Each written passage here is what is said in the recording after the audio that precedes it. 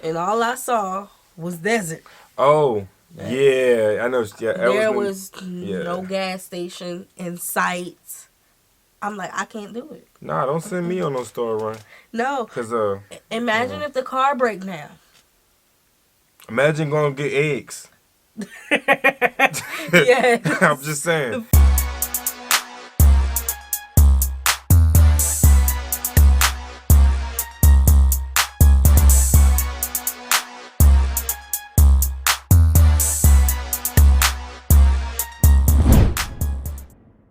What's good, y'all? It's the Demouchets REACT, and we're back with another video. Who we got today, C? Today we're back with another American reaction. Yes. Super excited about this video, guys. If you're new to us and we're new to you, make sure you scroll down, hit that subscribe button, and turn on the post notification bell because we're on the road to 100K. And we cannot get there without you guys, all right? Join the family. Without further ado, let's get into the video. Now just remember, when going to Algeria, no matter how much French these people speak to you, do not call them French. It's time to learn geography now! Hey everybody, I'm your host Paul Barbado. Today we're going to talk about Algeria. Let's dissect the flag. The flag of Algeria is pretty simple, just white, green, and a red crescent and star. The white representing peace, the green representing Islam, and the crescent and star not only representing Islam, but the red of the crescent and star also representing the blood of those who fought for Algeria. By the way, full disclaimer, you're going to start to kind of see a pattern going on of a lot of countries using red on their flags to represent the blood of those spilled for who fought for something. Just a little heads up. As of right now, Algeria is the largest country in all of Africa. That title used to belong to Sudan. However, back in 2011, Sudan split up into two separate countries, decreasing their landmass and giving that title over to Algeria. Algeria is located in a North African region known as the Maghreb, which is basically every North African country west of Egypt. Algeria is also surrounded by 6 other countries in the area, although the Sahrawi people will tell you that Western Sahara is totally a separate country and it belongs to them, but we'll discuss that a little bit later in this video. And lucky enough, in the north, Algeria borders the Mediterranean Sea, which has played a huge crucial role in its nationalistic development and import-export economy. In fact, out of all the 48 provinces of Algeria, over 90% of the entire population lives in the upper 37 provinces that border the Mediterranean Sea, the remaining 10% living in the lower. Right, and I was just about to mention that we hear that often where the water is, or where it's like more greenery, you know, things of that nature. That's where that's where they're going to. I mean, I can understand why. Yeah, I want dibs too. Yeah. First dibs. Because where are you going to get your fish from if you're way over here on the other side? Gotta be frozen. And you know we don't like frozen fish. And what I see, everybody get their fish fresh. Yes. Fresh out that water. Which take up a landmass that is about 7 times the size of all the upper 37 provinces combined. Wow. Some of these provinces, like Tindouf and Ilizi, although huge, barely even have 50,000 people inhabiting them. Now, why do so many people want to live in the north part of Algeria and not the south? We're going to answer that question in physical geography.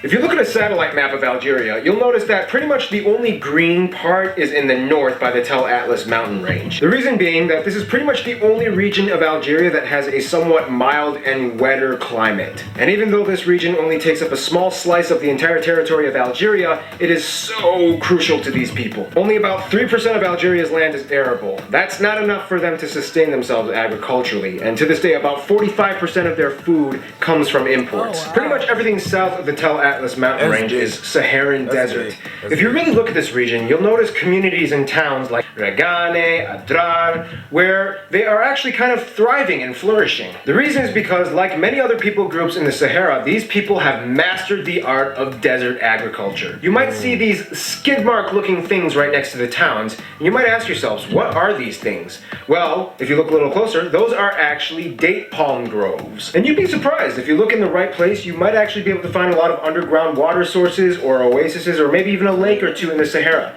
It's not completely devoid of water sources. Algeria has also completed the daunting task of building several trans-Saharan roadways that go throughout the entire Saharan desert into their southern neighbor countries such as Niger, Mali, and Mauritania. The people in this region can be very interesting. So interesting that we're going to talk about it in demographics!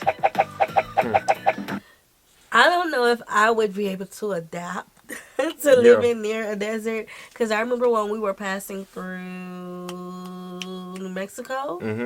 Was it New Mexico? I'm trying to think, was it New Mexico? I don't know. We was passing in the desert. Yeah. And it was nighttime. And all I saw was desert. Oh, yeah. I know. Yeah, there was no gas station in sight. I'm like, I can't do it. Nah, don't send me on no store run. No. Cause imagine if the car break down. Imagine going to get eggs. Yeah. I'm just saying. A little far ride. Nah.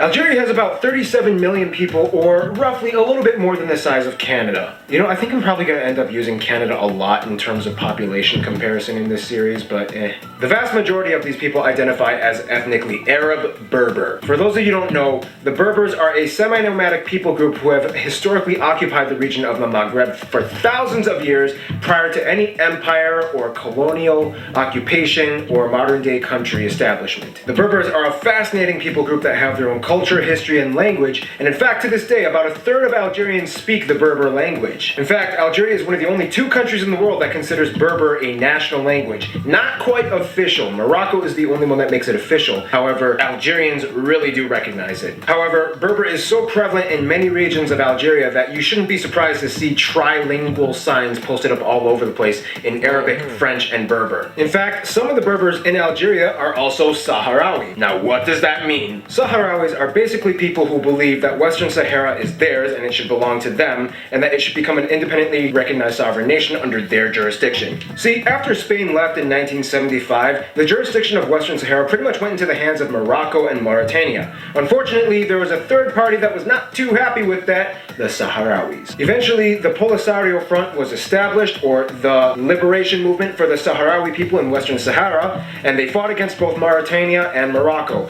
Eventually, Mauritania backed down, and Morocco somehow was able to take control of most of the major cities and resources, and to this day, it remains kind of under autonomous control under Morocco, but the Sahrawis kind of take over the eastern part. It's complicated. Where Algeria comes into play? Well, Algeria kind of gives refuge to the whole Polisario Front in the very western city of Tindouf. After all the drama with Morocco and Mauritania, the only place that the Sahrawis really had left to go was Algeria. You can imagine how that kind of probably made Morocco feel. Which brings us to our next segment, the Friend Zone.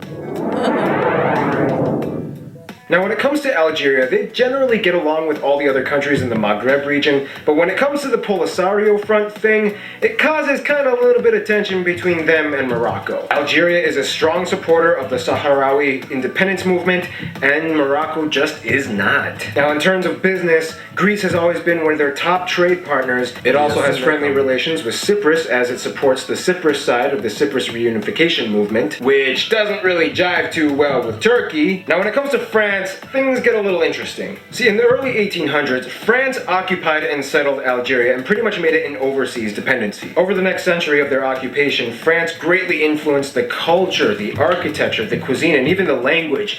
To this day, French is the de facto language of Algeria. However, as you can guess, like most countries in former European colonial empires, Algeria started to kind of fight back. However, after independence, the Algerians kind of realized that the French influence had really permeated their culture so much that they kind of didn't exactly want to completely cut off the French altogether. And despite the drama and historical animosity, Algerians and the French have a relatively well diplomatic relationship today. It's almost kind of... That's kind of like really everywhere, right? Yeah. Although, you know, we're no longer dealing, for the most part, we're no longer dealing with colonialism, you know, but the effects is still there.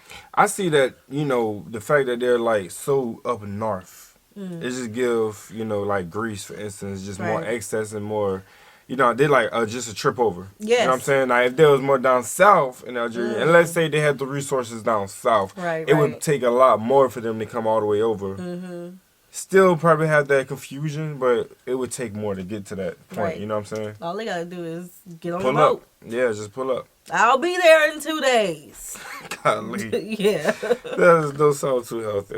like the USA and England. Now, in terms of their closest relationships, Algeria more or less might consider Tunisia and Libya their best friends, considering that both countries support the Sahrawi independence movement, and historically they've had a very rich in cultural similarity and resonance with each other. So in conclusion, Algeria isn't just another North African country, but it's a country that stands for things and survives and builds roads across the desert. You gotta give it to them. Plus they got really good food there. Thanks for watching. Andorra is coming next. Roads across the desert. Again, don't be sending me on a store run when they got roads like that. Right. It's a long ride. Just about. Have to go back by the time you get there. Yeah. I don't know if you guys received the Algeria video that we recorded before. I feel like we did an Algeria before. No, it was this one. It was this one? We had to redo it. Oh. Yeah, it was okay. A couple months ago. Yeah. And when we have to redo videos, we like to give it some time to redo. So was this our real first, like... No, the video cut off in the middle of the video. Well, I'm asking, like, is this our first video that we ever did of Algeria, period? Yes, well, we did, like, the debates, the dating debates. Yeah. Okay, we have touched on one. Algeria before. Yeah. But this is just another look. Okay, gotcha. Yeah. 100%. So we hope you guys enjoyed this video with us. Like this video, subscribe, turn on the post notification bell. We have enabled our super thanks if you like to support the channel that way. As well as our reaction request form is in our description box below. We'll see you soon. Peace.